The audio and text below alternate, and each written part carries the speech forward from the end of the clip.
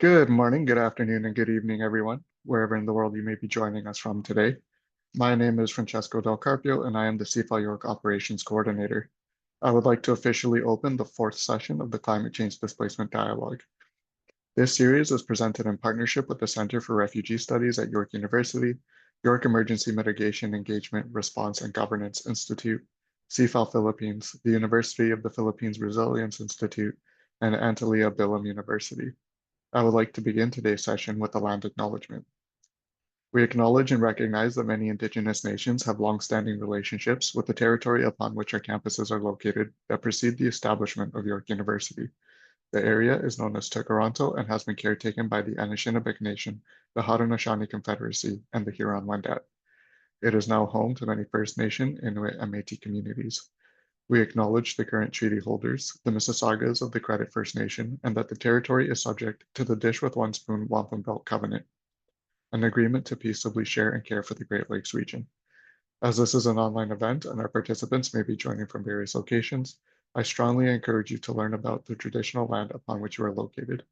With this, I would like to welcome our moderator, our speaker, and our participants from around the world. Welcome to our webinar. It is now my great pleasure to introduce today's moderator, Nilanjana Ganguly. Nilanjana, or Nell, is a PhD candidate at the Faculty of Environmental and Urban Change at York University. Her work employs an intersectional systems thinking and participatory approach to develop strategies for improving health resilience among women engaged in transactional sex in Malawi's gendered natural resource economies, particularly in the Lake Chilwa Basin. Nell holds a master's degree in environmental studies and a bachelor's in biotechnology from York University. From 2022 to 2024, Nell served as the project manager for the Data Lake Institute's Complex Adaptive Modeling of the Health Impacts of Climate Change in Malawi project. She currently contributes as a graduate research assistant and a grant writer for the Malawi team and volunteers as a grant manager for the Leadership of Environment and Development, Southern and Eastern Africa. Nell, thank you very much for moderating today's session. The floor is yours. Thank you, Francesco. Thank you for joining us again for our climate change displacement dialogue series. It has been an inspiring and fascinating journey to learn from experts who are not only highly knowledgeable about this topic, but also deeply care about it. So in this series, we've discussed a wide range of core elements of climate-induced displacement. We've heard about resilience. We've heard about national and international displacement-related challenges, the definition of community engagement, and what planned relocation should look like. So today we will hear from Dr. Nausheen Anwar on extreme heat-induced displacement and its implications for residents in informal settlements in cities like Karachi in Pakistan. Dr. Anwar is the director of the Karachi Urban Lab and professor of city and regional planning at the Institute of Business Administration in Karachi. She's also the Urban Climate Resilience Lead and Principal Researcher at the International Institute for Environment and Development's International Institute for Environment and Development Human Settlements Research Group in London, United Kingdom. Nausheen received her PhD from the Graduate School of Architecture, Planning and Preservation in Columbia University. Her research focuses on the politics of urban planning, infrastructural development, and climate change. She has published in journals such as Antipode, Urban Studies, South Asian History and Culture, and Political Geography, and contributed to online publications such as MIT Technology Review Pakistan, Somatosphere, and Huffington Post. She is the recipient of grants from the IDRC, which is International Development Research Center, DFID, Department for International Development, United Kingdom, ESRC, AHRC, Economic and Social Research Council, United Kingdom, GCRF, Global Challenge Research Fund, and National University Singapore and Harvard University. She's also received multiple teaching and research excellence awards from the IBA. Welcome, Dr. Anwar. And before I hand it over to you, let me just quickly go over some quick housekeeping rules. So as this is a 1 hour session, it'll end sharply at 1 p.m. Toronto time. Nausheen will present for about 20 minutes, after which we'll have a Q&A session. Please type your questions in the Q&A chat box, which should be at the bottom of your screen. In the interest of time, I will facilitate the Q&A session and pose your questions to Dr. Anwar for the discussion. And finally, Francesco will close the event at 1 p.m. So today's session will be recorded and the content will be available on the CFOL website as well as YouTube. And without further ado, Dr. Anwar, the stage is all yours. Thank you.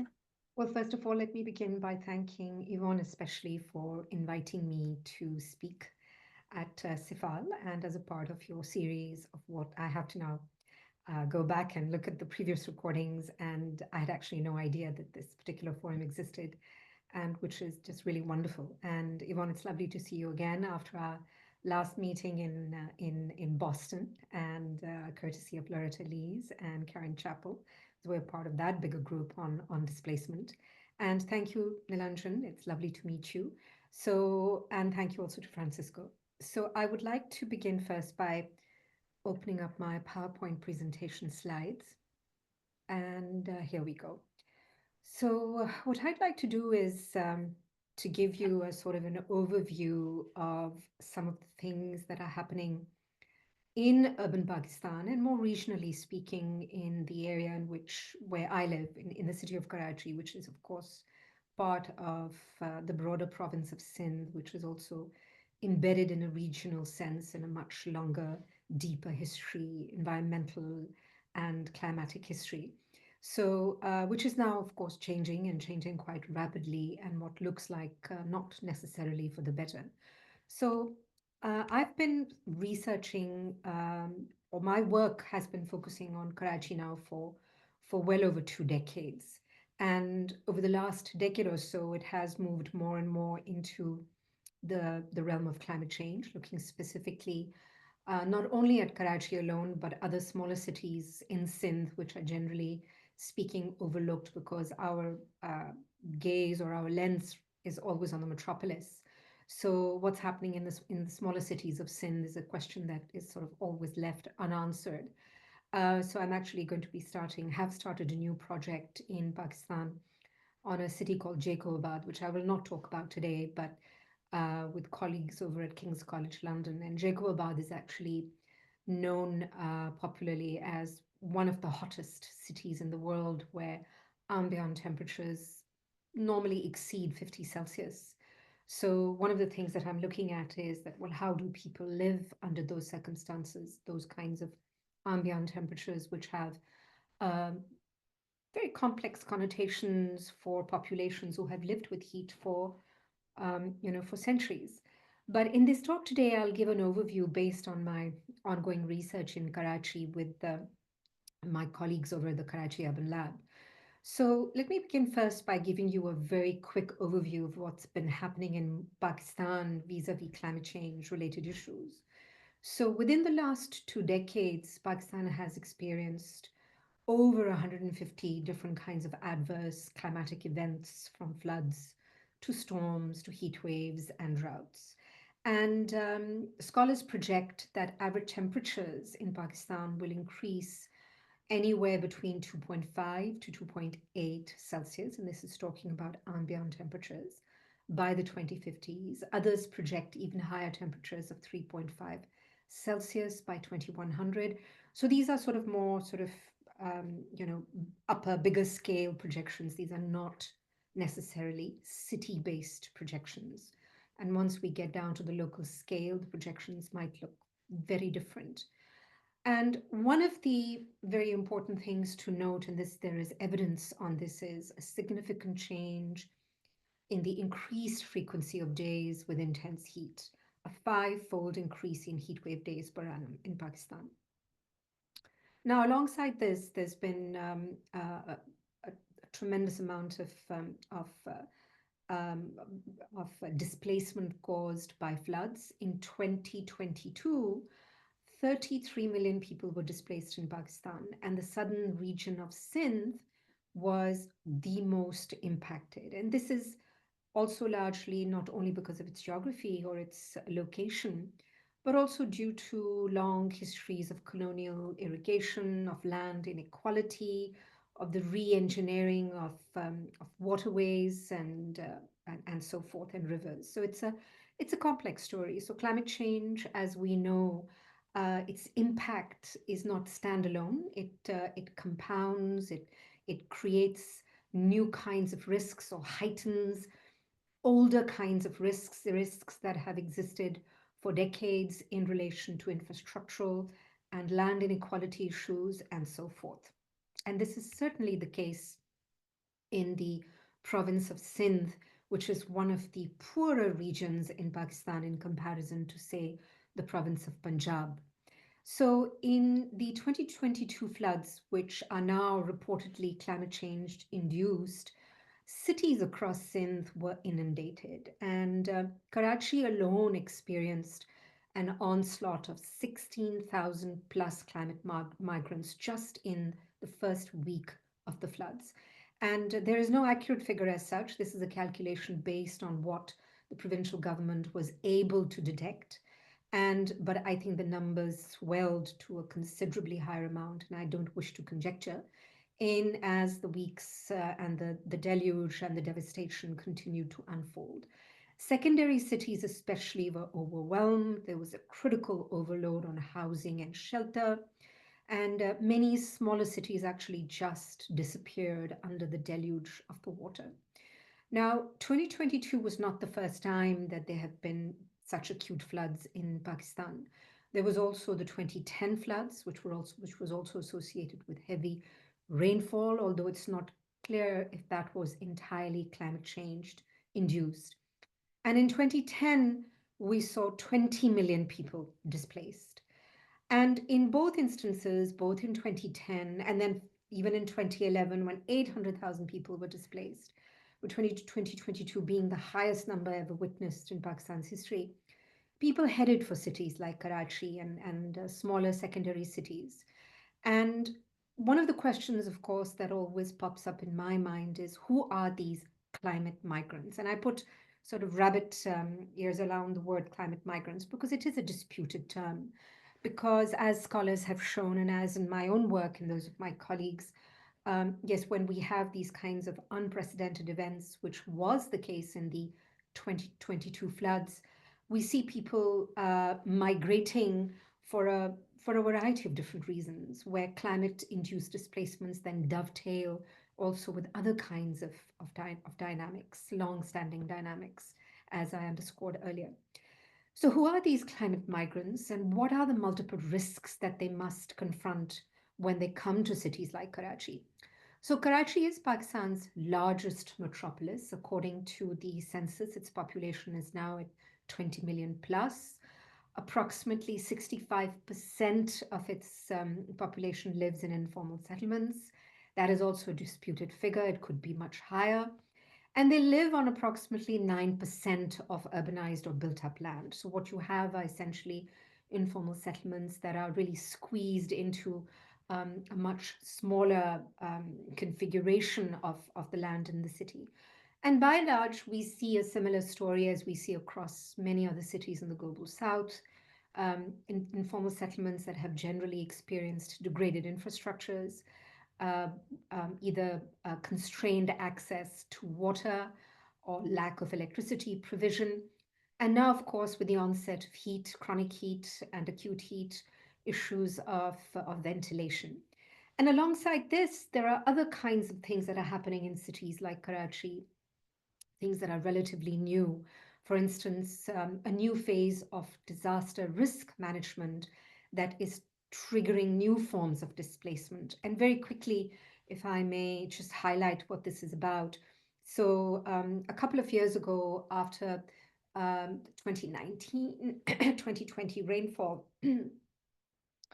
the provincial and local government decided that it was going to evict all the people living in the informal settlements across the city's major water channels, or what are known as its natural rivers or its nalas. And Karachi has these major nalas, some of which I highlight over here. And these are storm water drainage channels that then sort of feed into the Arabian Sea, essentially. And several thousand people were evicted. I don't have the exact number, but certainly, 10,000, thousands and thousands people were evicted, largely because the government decided that they were the reason why the city was flooding, that because the nalas were blocked, they were blocked because it was precisely due to these people who have lived along these informal settlements for well over 2 or 3 decades. And typically, these were individuals settled along these nalas not because they had a choice. They didn't have a choice. And the lack of choice is essentially that, like many other global southern governments, low income housing or affordable housing has never been prioritized. And that is one of the many reasons that informal and low income settlements have proliferated across cities like Karachi. So many people selected to make home along these nalas.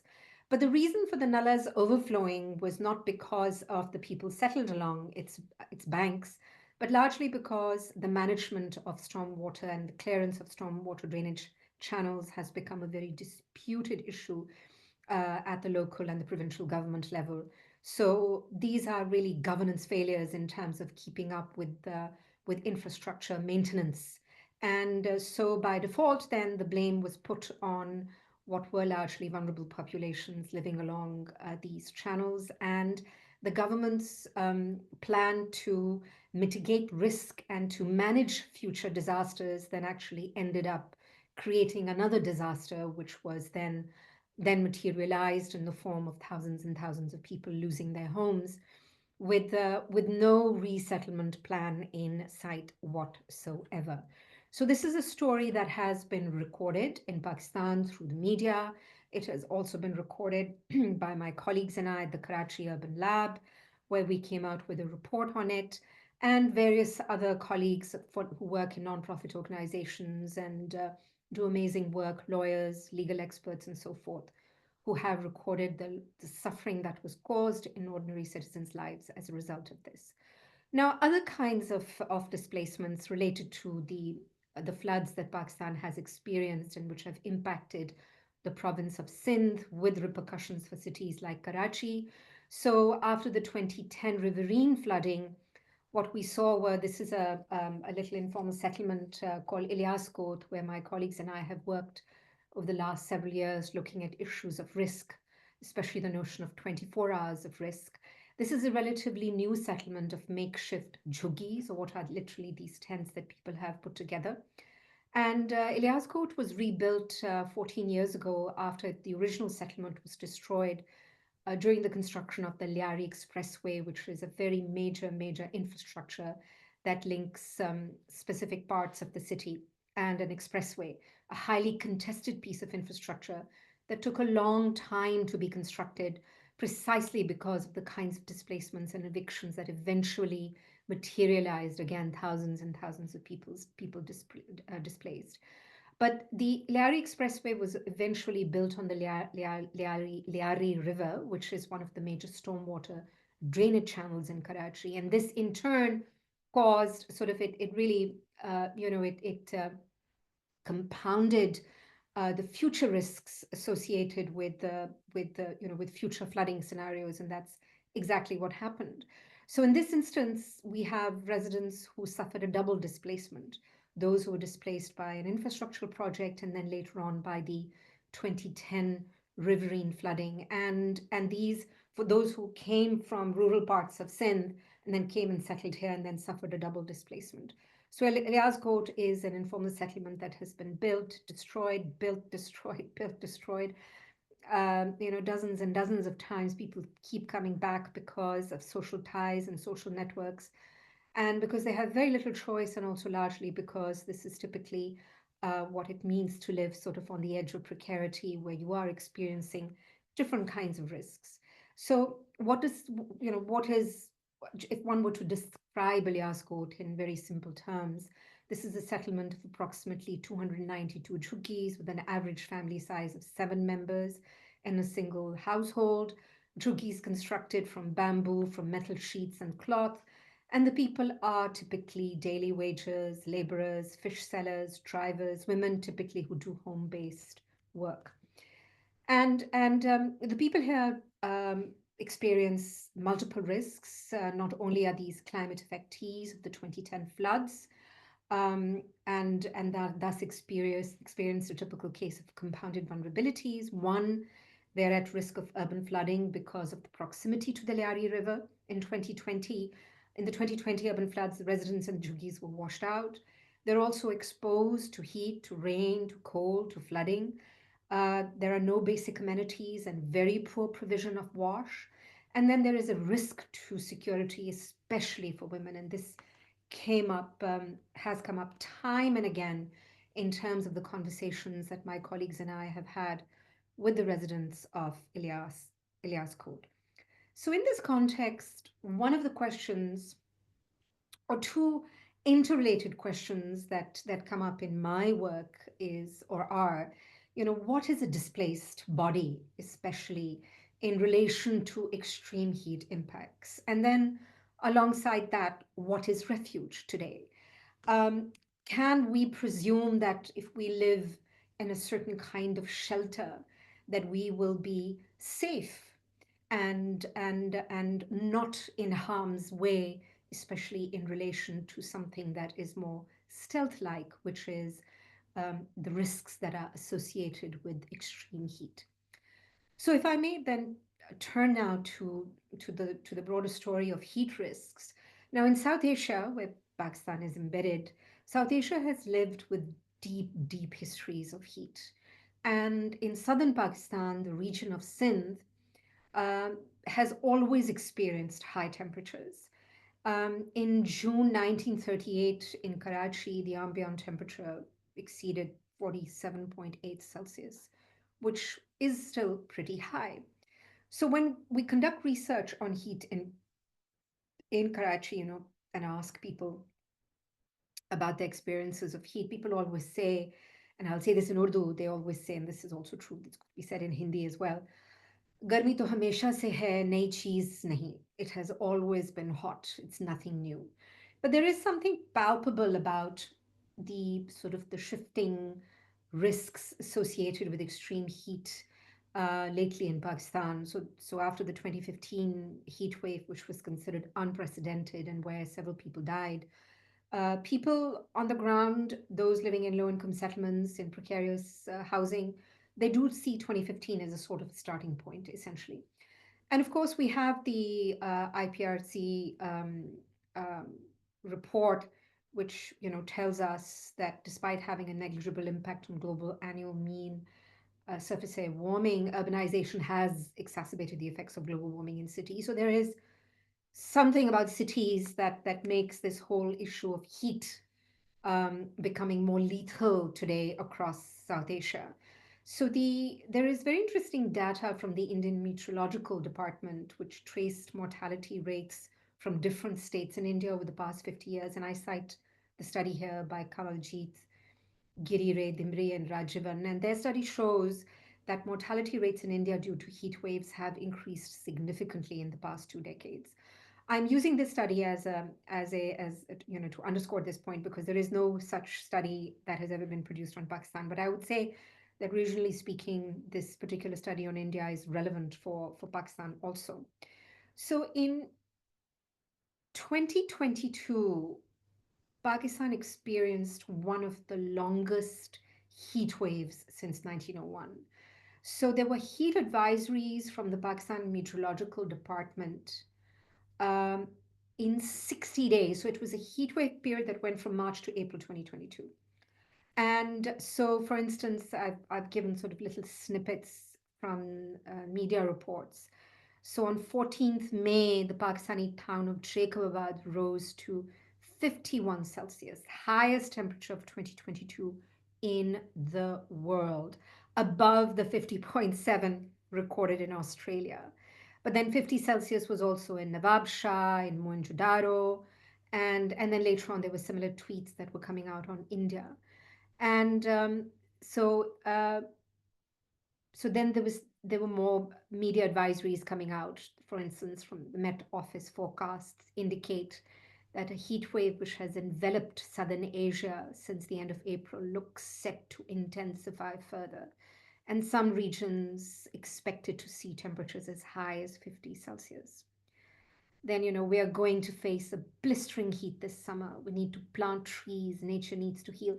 So we saw a plethora, a variety of different kinds of discourses emerging in the media and through different kinds of institutions on what were clearly and undeniably unprecedented temperatures and a really, really lethal long period of heat waves. I mean, if heat waves last, say, 2 days, this really went on for a very, very long time. And I do recall that I was in Pakistan during that time period, and the the burden on the air conditioners in my home. I mean, I come from a very privileged background.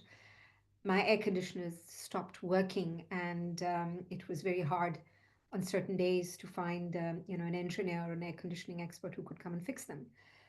So heat waves, extreme heat, chronic heat. So since 1961, what we're seeing in Pakistan especially is an upward trend in severe heat waves lasting 5 to 10 days or more. And as I mentioned earlier very quickly, 2015 was seen as an unprecedented heat wave year across South Asia, but in Karachi alone, over 1,200 deaths were recorded and over 50,000 cases of heat illnesses that stretched from heat stress to heat exhaustion to heat stroke.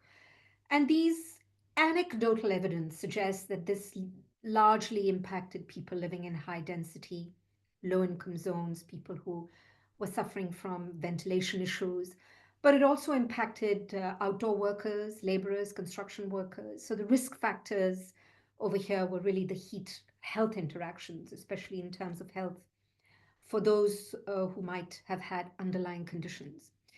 So I just sort of want to kind of point out that a heat wave is regional in our understandings of what heat is. Extreme heat is a very dynamic force, and sometimes it is misunderstood. But it is a double whammy for the city, because heat waves, even though they're regional, they do interact with UHIs or urban heat islands at the local city level. So, for instance, Pakistan has warmed by 1.2 Celsius, but when we come down to the city level data, which we have actually, my colleagues and I have actually produced at the Karachi Urban Lab, and we have a report out there on our website, on the Karachi Urban website, that shows that over the last 60 years, Karachi has warmed by 1.5 Celsius daytime and 2.5 Celsius nighttime. And these nighttime warmings, I think, do reflect the broader talk of what UHIs do in terms of nighttime temperatures being higher. And they also, these kinds of nighttime temperatures also dovetail with the anecdotal evidence and the open-ended conversations that we've been having with women, especially living in informal settlements, and who say that at night, um, their homes simply don't cool down, and it's very difficult to sleep. And there is talk of, in Urdu we say zehni tashaddud, one could call that sort of a kind of an anxiety, or a mental state of violence, where you can't get enough sleep at night, and because the home is simply not cooling down, and also largely because electricity infrastructures are not working. So this issue of indoor heat is actually, I think, quite fascinating, because with the talk of extreme heat, we do tend to focus so much on the outside, and we know that heat advisories also, which are very important because they do save lives, but heat advisories always tend to focus on the outside. And it's what's happening on the inside, actually, that is even more interesting and usually kind of doesn't stay on the radar. So in 2022, I started a project with a group of colleagues across England and Indonesia and India and Cameroon, looking at extreme heat, sort of people living with extreme heat in a daily context.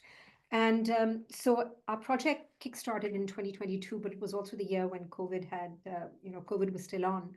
So we decided that we would hire an entity called, we would do an online-based telephone survey, a geopulse survey on heat and its relationship with COVID-19. And this actually has come out.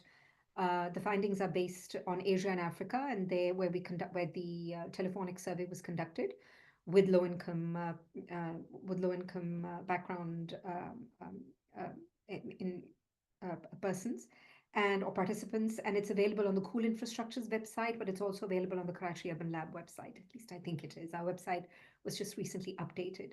So for Pakistan alone, the Geopol survey conducted a survey with respondents in 1,172, which comprised two cities, Karachi and Hyderabad, both major urban centers in the province of Sindh.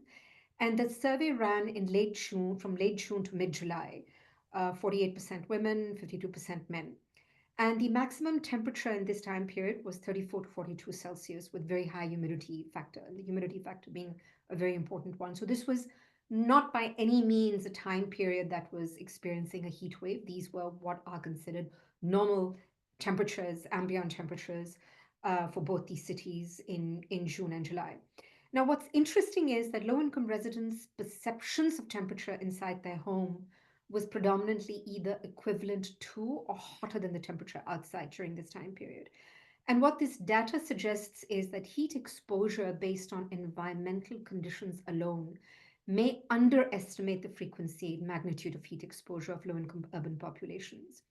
And it certainly challenges assumptions that homes provide a refuge from extreme heat. So this kind of, forced me to think about, what do we mean by refuge today in the context of these different kinds of climate change related impacts that are overlapping in different temporal moments, and of course in different spatial contexts also, and also connecting with deeper histories of structural inequalities and lack of housing, of affordable and good quality housing, and so forth. So what is refuge in this context?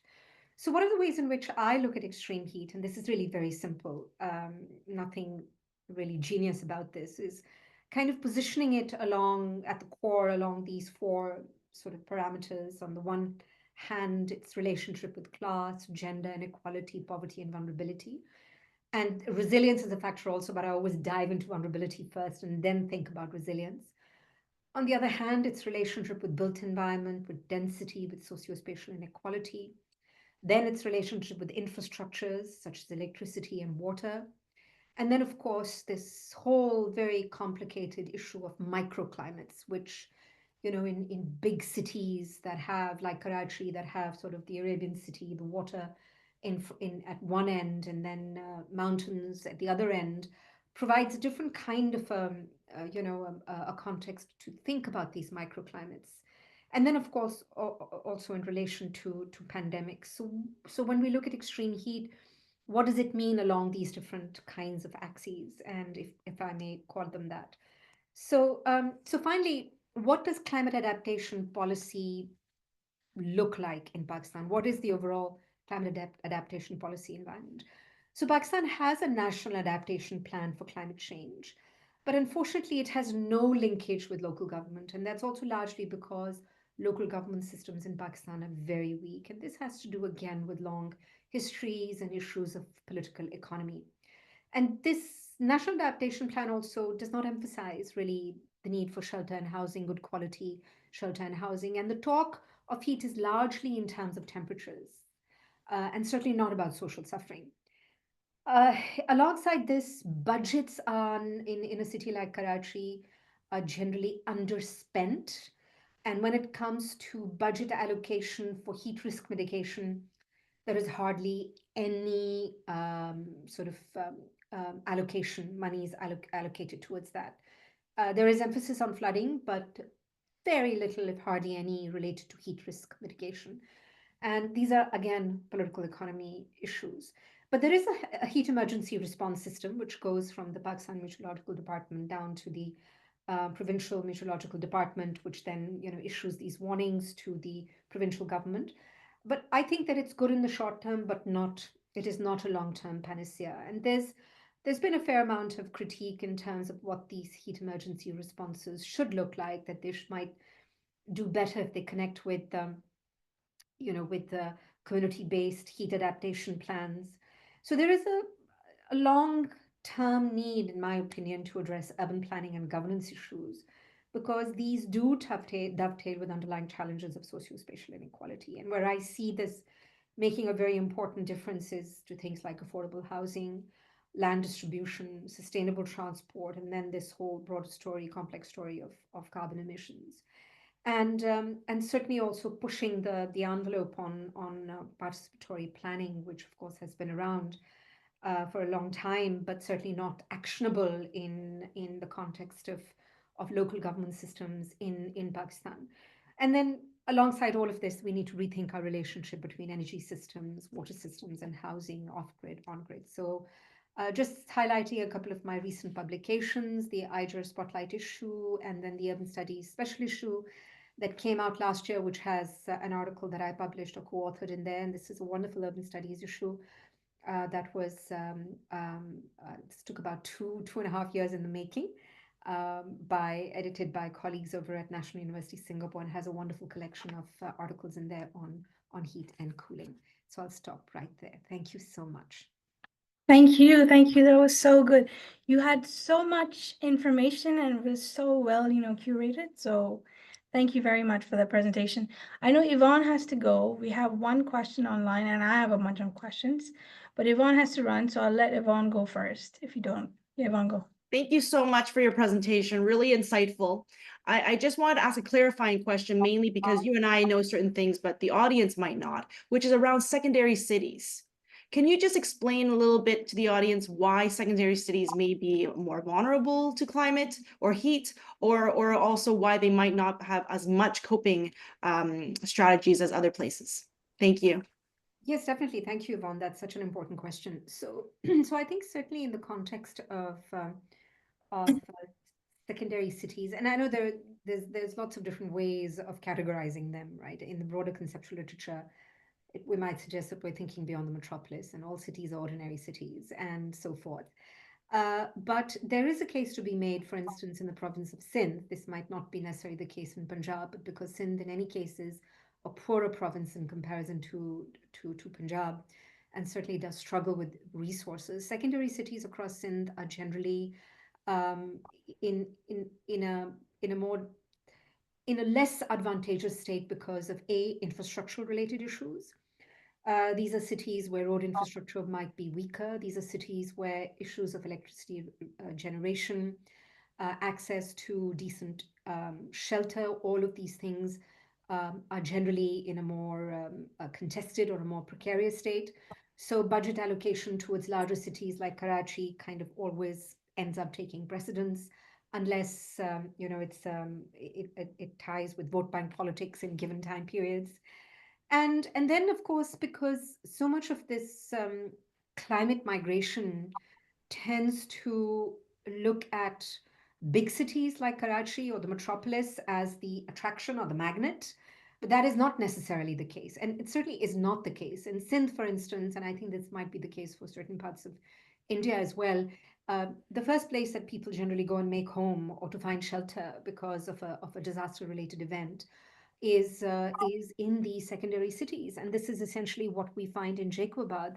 So when after the 2022 floods, there are no numbers. We have no numbers, but there is a good bit of anecdotal evidence to show that quite a lot of the climate migrants first hit cities like Jacobabad and to find refuge, and then subsequently they ended up living on the city's periphery, and which is the first port of call, and so where you in any case will find very precarious infrastructures, makeshift housing.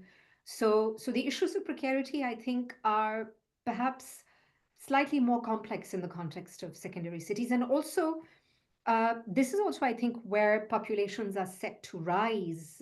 The demographic shift, I think, in secondary cities is also far more significant than what we might see for big city centers like Karachi, and they always tend to be off the radar. So for these and for other reasons that I don't have time to get into, but I hope that kind of summarizes. Thank you. Thank you. There are some questions coming in, but I had a quick question. I'll use my moderator, power here. You talked about Garmi to Hamesha Hai, right? Is this perception also shared by policymakers? And do you think Do you think this is affecting political will or policy action in these, in these secondary cities? I think yes and no. So I had a very interesting discussion I was in Jacobabad in summer of 2023, and I wanted to kind of do a bit of an experiment on myself. This was before my new project started. And I went with a colleague of mine. We spent a few days over there, and the heat was certainly palpable. So we walked around in the local bazaars, and we were talking to shopkeepers. How do you, what do you think about this heat? So it was 1 o'clock in the afternoon, and the temperature gauge was already at 46, 47 Celsius. And God.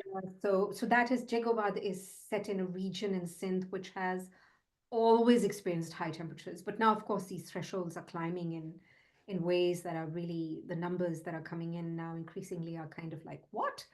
What does 51, 52 Celsius even look like?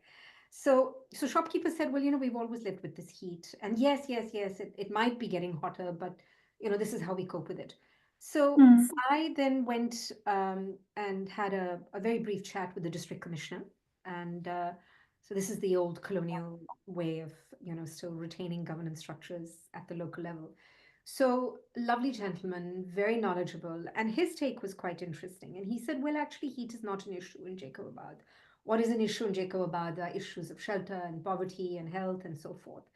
And then I spent time talking to one of a leading non-profit organization over there, and that does amazing work actually with local residents living in low income and informal settlements.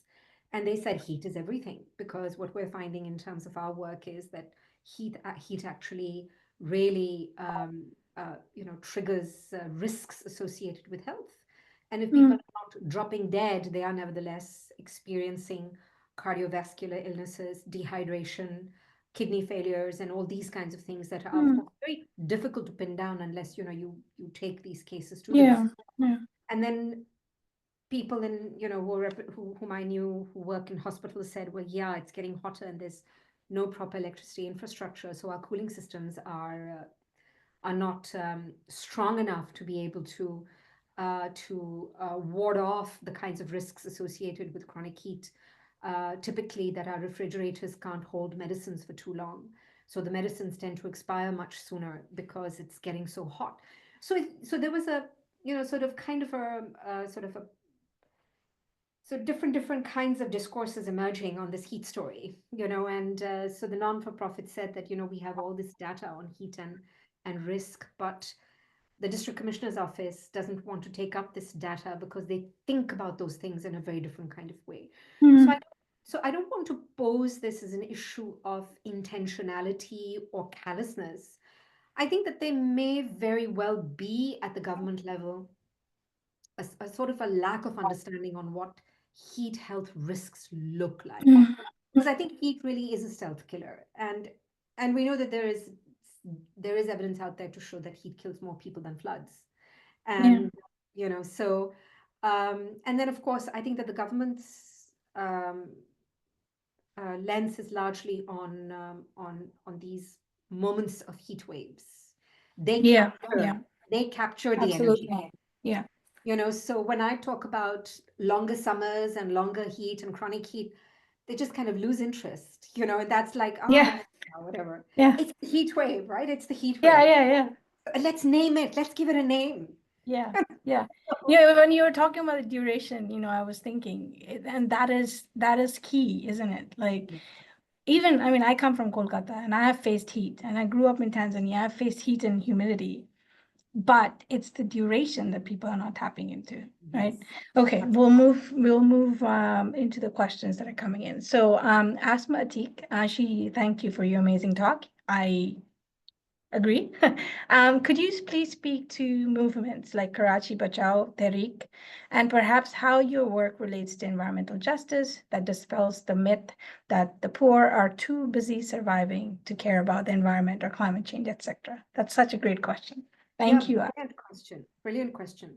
So I think the poor are very much aware of the changes climate-induced changes, environmental-induced changes. The Karachi Bachao Tehreek's work and various other organizations on ground also who are working with with farmers, with citizens, ordinary citizens live in the city. So one example, for instance, is the construction of the Malir Expressway, which is yet another expressway that is now actually opened up, right? And I've been following this story for the last 4 years, and have seen multiple organizations involved in resisting the construction of this expressway because, for all intents and purposes, there is hard-hitting evidence to show not only that it is leading already to massive forms of displacement in the rural parts of Sindh, and which has been ongoing for other reasons also, but also in terms of the new risks that it will create in relation to floods, essentially. And because it kind of cuts through the Mali River and parts of it. So, and I've seen, for instance, the Baloch ethnic communities, indigenous communities, who are already being impacted by this produce amazing evidence to show not only how their lives are being affected, but also the lives of non-human entities living in those environments, essentially. Oh, that's great. Wow. So, but we are going up against a tsunami of power and money, Yeah. essentially, that back these infrastructure projects, and a political will to ensure that these infrastructure projects take off despite all the backlash and the resistance. So the poor know exactly what's happening. And entities like the Karachi Bachao Tehreek and many, many other organizations are doing amazing work. But it is incredibly hard work. Environmental injustice is largely what I am seeing unfold alongside thermal injustice. And so both of these dynamics, I think, really pin climate justice issues, bring them together in very complex ways. I hope that answers the question. Thank you. Kadir Sundapan, his question is, whether stubble burning is an important problem in Pakistan and it's linked with air pollution and climate change. Is it the same problem as, it's similar to, is it the same as India? This is an issue in Punjab, mostly in cities like Lahore, Mhm. not so much in Karachi. I mean, Karachi's in AQI index is also pretty bad, but I think Lahore's tops it. So I'm on this committee. There's a whole group of us, a whole bunch of us, several of us. And one of them is my colleague, Mr. Dawar Butt, and who is far more savvy on these AQI indices and others. So this is a very, very serious issue. But in Karachi, you will find, of course, that the environmental factor is slightly different. So there is the seaside air that supposedly it doesn't really clean the city. I mean, there are other kinds of pollutants that are there, and there is a spatial context to how this pollution kind of embeds itself. But yes, it is a major challenge, and it is a challenge that cities like Lahore are facing in a very, very acute way. Okay, thank you so much. Anam Shaukat. Hello, Ms. Nausheen. So glad to attend this informative session. My question is, what is your point of view on the architectural planning of houses, especially in Karachi, where houses are usually packed from two sides without any ventilation? Don't you think that the government should also revise the COS space policy in housing? So this is a great question, right? So this has to do with so many things. I mean, I think really that the ground zero of everything is urban design and urban planning, really. And if we are to really take seriously this whole issue of the carbon sink. And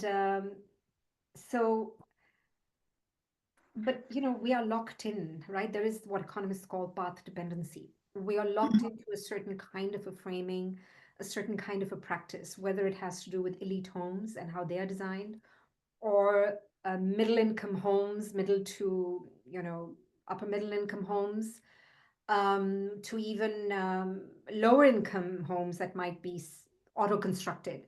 So in Karachi, typically you have these violations, right, of laws concerning concerning building codes, etc. And these Mm. illegalities, if one might call it that, or these violations are, of course, political economy issues. They are power issues, and they're also about money exchanging hand and so forth. And so so people build ground plus one, plus two, plus three, everything squeezed in together, which of course is something that is also contributing to high density. And there are others who have written extensively on this. Arif Hassan, who is a very well-known urban planner and architect in Pakistan, and some of my colleagues also have written. We wrote a lot about it in our report on displacement that you can find on our Karachi Urban Lab website. We came out with a report in which we actually devote a whole chapter and sections of that chapter to this whole high density issue. So these violations are by everyone is violating, right? So, and it is in the interests of the provincial government, because you have those other violations also which are about Bahria town.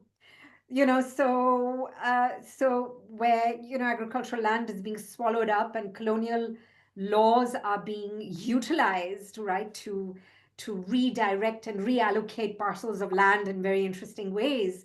It's kind of the way in which the Bahria town developments on the Karachi's periphery have taken place.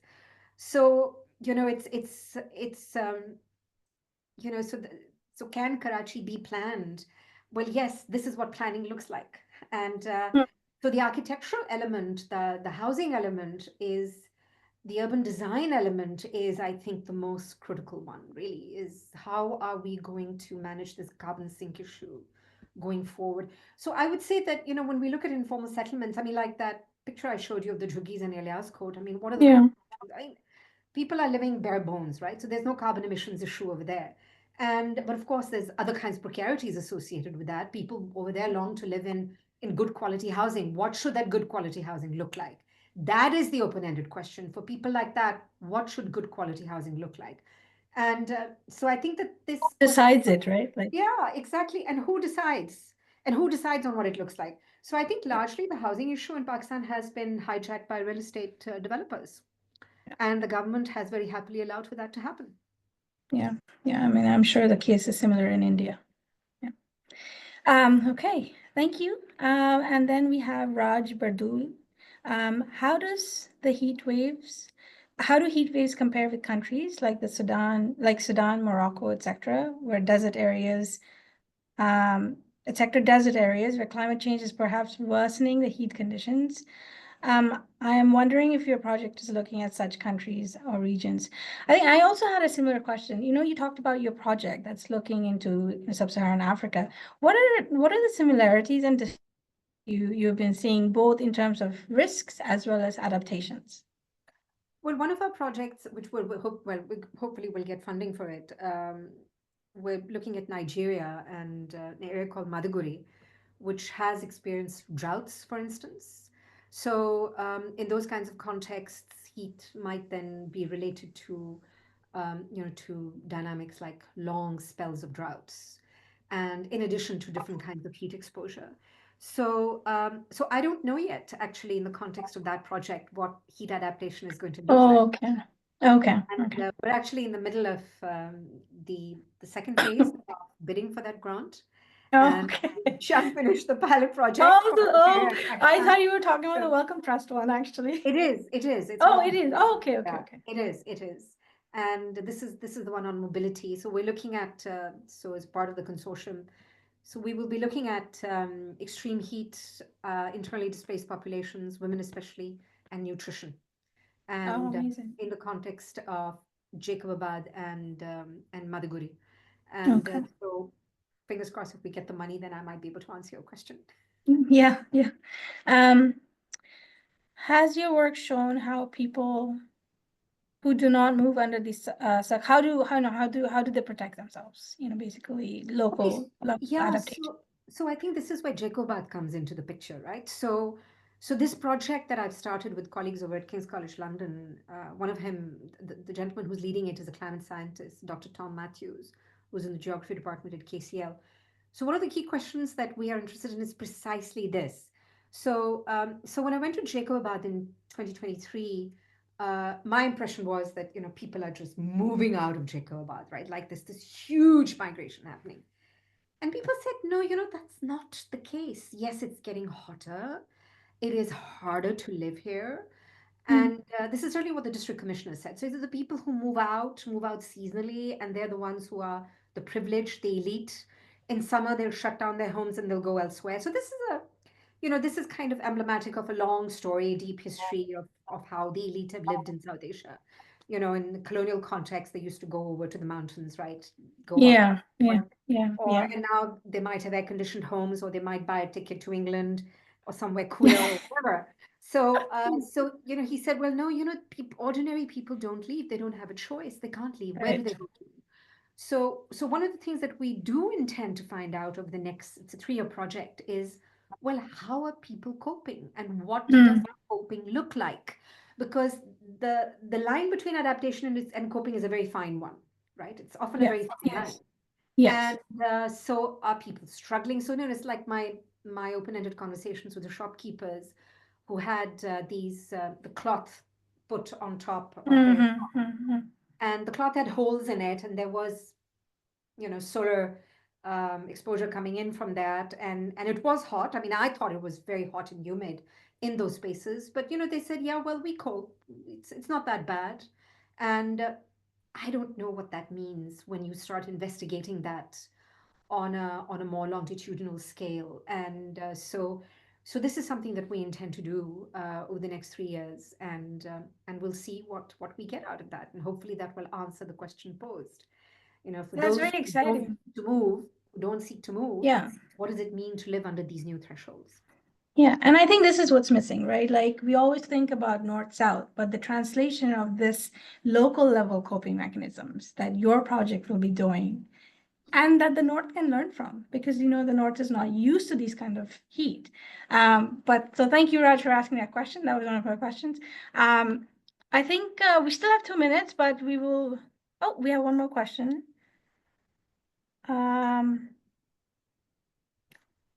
Should we go for it, or do we have 2 minutes left? Francesco, it's your call. Should we? Yeah, I think we could go for the last one Oh, if okay. Dr. All Anwar right. has time. Nausheen, you're okay with that? Yeah, You have time? no Okay. problem. Kulsum Baloch. Hi, Nausheen. Nice to see you after a very long time. I find, as you highlight in Beria town, as I live in Beria, I find the architecture and housing designs well suited for heat management, and Beria has changed the whole atmosphere and lives of people of Malir in this area in terms of livelihood and environment. Don't you think we are overshadowing all these positive changes? So it depends upon what you're looking at in Malir. I mean, much of Malir is now going to be destroyed. So I'm not sure what part of Malir we're looking at. The Malir Expressway is kind of heading into territory that's, and then what is there in Malir? There's the cantonment areas, yeah, which are lovely, where all the rich people live, or the slightly better off middle class persons live. The cantonment, there's a huge cantonment area in Malir, built by the military, of course, which looks lovely. And from the time that I have spent in that area, what I see is a lot of fancy housing being constructed using the same materials that are used to construct elite homes, fancy homes over the last several decades. And then people buy air conditioners and install them. And so it's the same pathway for cooling as well. If there are, and there are a few cases. There were, for instance, in the Malir area, the Orangi pilot project worked with community architects to build certain forms of vernacular architecture which would provide cooling, but that is on a negligible scale. Yeah. The scale is negligible. And of course, after Parveen Rahman's death, God rest her soul, that particular initiative really, it fell apart. So we can certainly take lessons from that. And I know I have those field notes, Kulsum. And I know you were with me. So Kulsum used to work with me at Karachi Oh, okay. idea for a project. I know where that question is coming from, but that is at a negligible scale. We would love to see more of that. We would love to see more community architecture that is really in tune to the environment, and to the natural environment. But it really is a one-off story, unfortunately. Mhm. Well, thank you for that really, really, really interesting talk. And, throughout your talk, I was thinking about two things. The biggest gaps. We're not talking about class enough in the South Asian context, and we're not talking about scale enough. So thank you for touching on both of these elements. And, you've added, like your talk, these talks have been really, really good. And there has not been too many overlaps. There have been good overlaps, but we are widening our knowledge base. So thank you again. Thank you for everyone who have attended these seminars. And I am going to stay glued to your Google Scholar profile. So thank you for coming Okay. again. Thank you very much, Francesco, Anjali. A pleasure Yeah. and a privilege. Thank you. Thank you very much. Take care, everyone. Francesco, you can go ahead and close the event. Thank you. Thank you. Yeah, I'd just like to echo my thanks for Dr. Anwar. See, she already had to disconnect, but yeah, that was great. So thank you anyways. Hopefully if she sees the recording, she'll see it. Yeah, you thanked her. Thanks. And then thank you as well to you, Nell, for moderating that was today's really good. session, your help with all of the series. And of course, thank you to Dr. Sue as well, who hopefully will see the recording for the rest of the discussion. And of course, thank you to everybody in the audience for taking the time to be here today and for asking questions, interacting with Dr. Anwar, and just for taking the time to come to the session and catch it live. But as a reminder, this session, like all the others, has been recorded. So they will be up on our YouTube channel shortly, and please feel free to share that recording with your networks or anyone who might be interested in it who wasn't able to catch it live, or if you'd like to revisit it, it'll be available for you all there. And Jen, just as another final reminder, this is still a monthly series and it's still ongoing. So we will have another session in February on the 26th. And that session will be with Dr. Kraton from Hong Kong, who will be discussing the drivers of climate gentrification in the global south, looking at a case study from the Philippines after Typhoon Haiyan. Oh yeah, I'm moderating that. I forgot. Yeah, so now we'll be back moderating that session as well. So if that's of interest to you all, please mark that on your calendar, share it within your networks as well. Registration is always open and free for these series. And it'll be open until the very last session. So yeah, with that, just one last big thank you to everybody. Thank you so much for taking the time to join us today. I hope everybody has a great rest of their day. Take care. Thank you, And we'll see you Francesco. soon. Thanks. Bye. Bye.